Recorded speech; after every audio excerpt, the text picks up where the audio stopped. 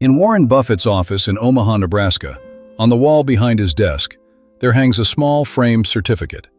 It is not his Columbia Master's Diploma, the one he earned studying directly under Benjamin Graham, the father of value investing. It is not from Wharton, where he spent 2 years as an undergraduate.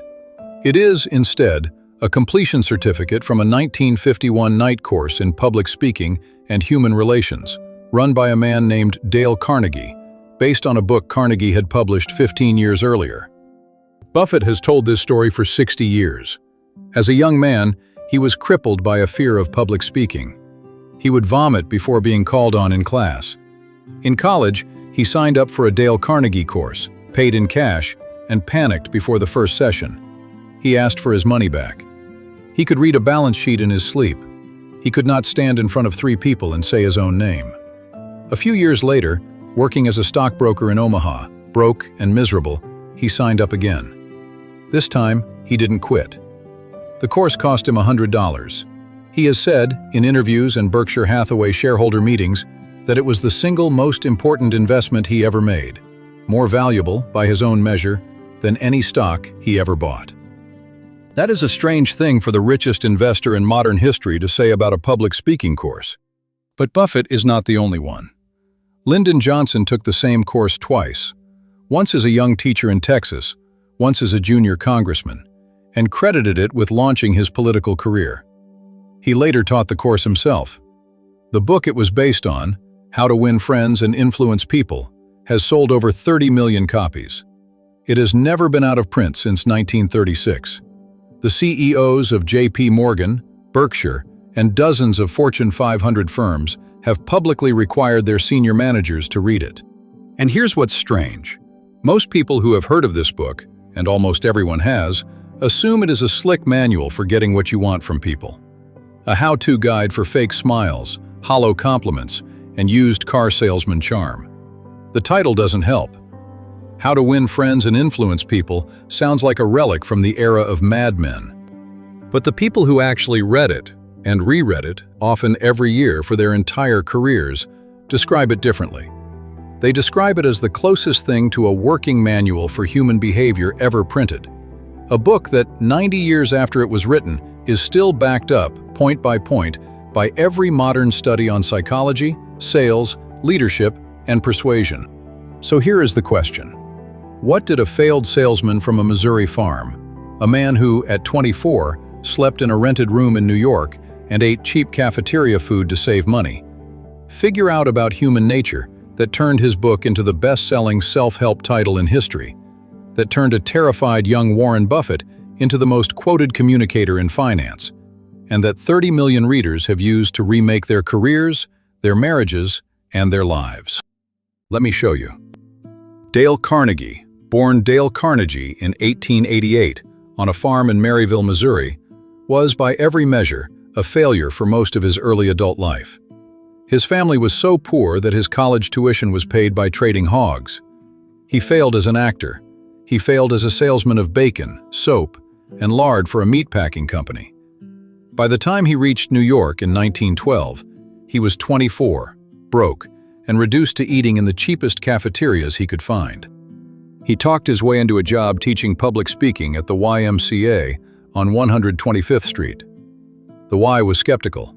They wouldn't even pay him a salary, only a commission on whatever students he could enroll.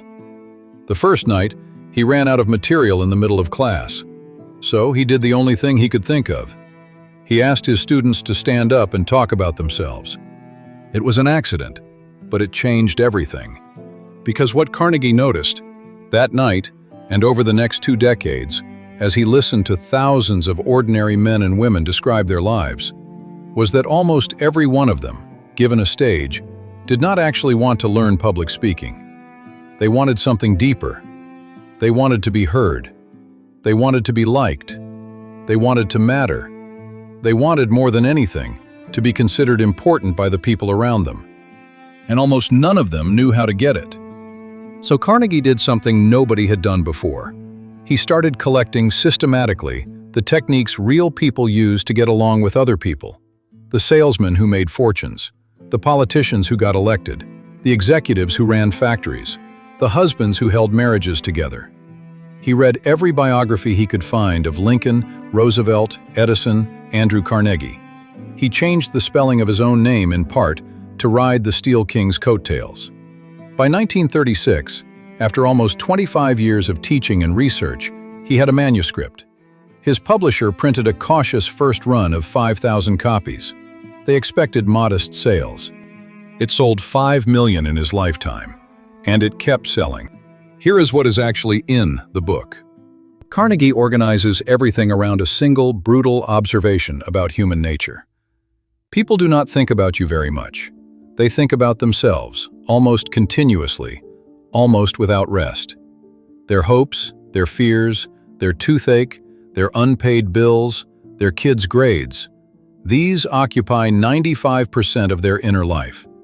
You are a small character in their personal movie.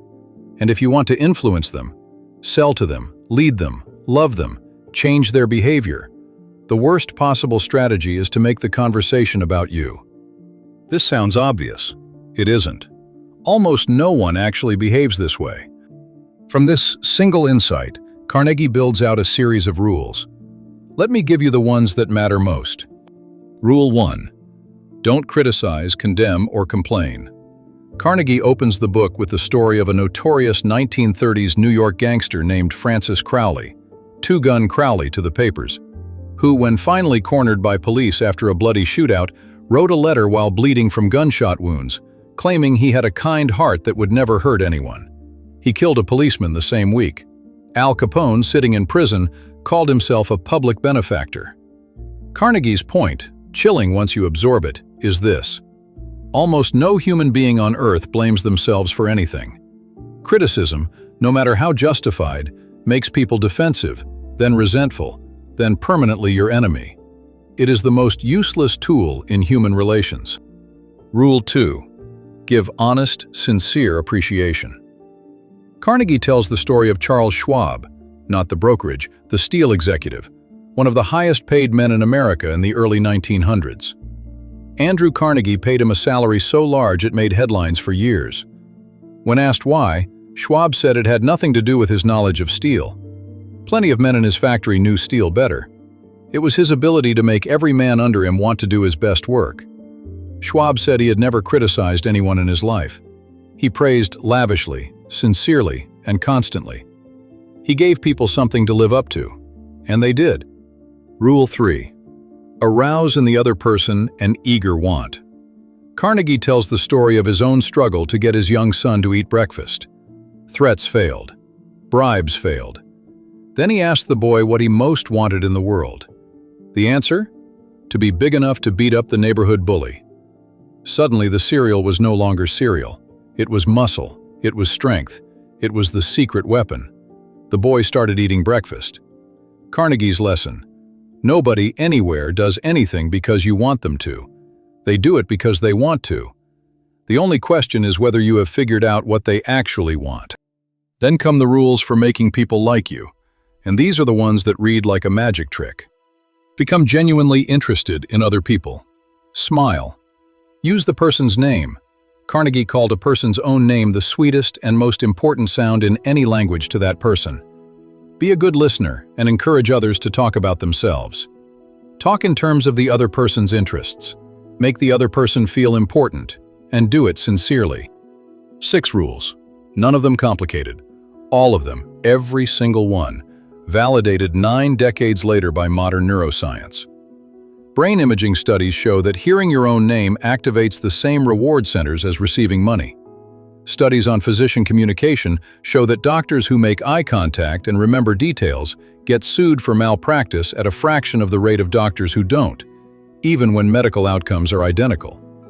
Sales research shows that buyers make purchasing decisions based almost entirely on whether they felt listened to. Carnegie figured this out before anyone had a brain scanner. He figured it out by listening to night school students at the YMCA describe their disappointing marriages. The third part of the book is about how to change people's minds. And here, Carnegie says something that horrifies most readers when they encounter it for the first time. The only way to win an argument, he writes, is to avoid it. You cannot ever, in any situation, beat a person in an argument and also keep their friendship. If you prove them wrong, they will resent you. If you prove them publicly wrong, they will never forgive you. The smart play, every single time, is to acknowledge their position, find the parts of it you genuinely agree with, and then, gently, almost as an afterthought, introduce your own. This is the technique Lincoln used to handle his cabinet of rivals. It is the technique Benjamin Franklin used in the Constitutional Convention after spending decades training himself out of the argumentative habits that had made him unpopular in Philadelphia. Franklin said, at the end of his life, that he had learned to almost never state his opinions in absolute terms, and that this single habit had turned him from the most resented man in the city into the most beloved diplomat in American history. Carnegie tells that story too. The final part of the book is about leadership, how to correct people without making them hate you. Praise before you criticize. Talk about your own mistakes first. Ask questions instead of giving orders. Let the person save face. Give them a reputation to live up to. Make the fault seem easy to correct. Every one of these is something an ordinary parent, manager, or spouse violates a dozen times a day. Every one of them is the difference between someone who inspires loyalty and someone who slowly burns through every relationship in their life. Now, here is where most people misunderstand this book.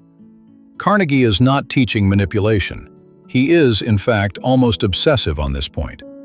Every technique in the book is conditioned on sincerity. If you do not actually become interested in other people, the technique fails. If you praise without meaning it, people sense the falseness within seconds.